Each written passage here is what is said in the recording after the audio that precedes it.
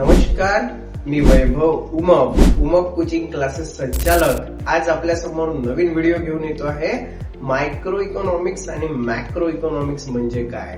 मग micro economics हा कोणता वर्ड होता तर मॉडर्न इकॉनॉमिक्सच्या दोन ब्रांचेस आहे, एक मायक्रो इकॉनॉमिक्स आणि एक मॅक्रो इकॉनॉमिक्स.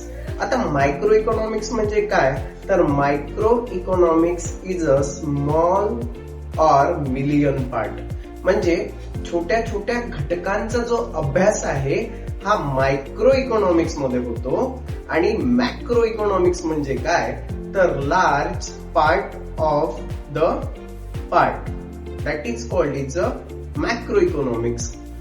ही कन्सेप्ट मायक्रो आणि मॅक्रोची कन्सेप्ट 1933 मध्ये ओस्लो युनिव्हर्सिटी मध्ये रॅग्नर फ्रिश यांनी मांडली आणि यांनी मेन ब्रांचेस ऑफ इकॉनॉमिक्सच्या दोन शाखा पाडल्या, पहिली मायक्रो इकॉनॉमिक्स आणि मॅक्रो इकॉनॉमिक्स. आता मायक्रो इकॉनॉमिक्स म्हणजे काय आणि मायक्रो इकॉनॉमिक्स मध्ये किती घटकांचा अभ्यास होतो, त्यांची वैशिष्ट्ये, गुण, आणि मॅक्रो इकॉनॉमिक्स म्हणजे काय त्याची वैशिष्ट्ये, गुण आणि महत्व हे आपण नेक्स्ट लेक्चर मध्ये बघूया. धन्यवाद.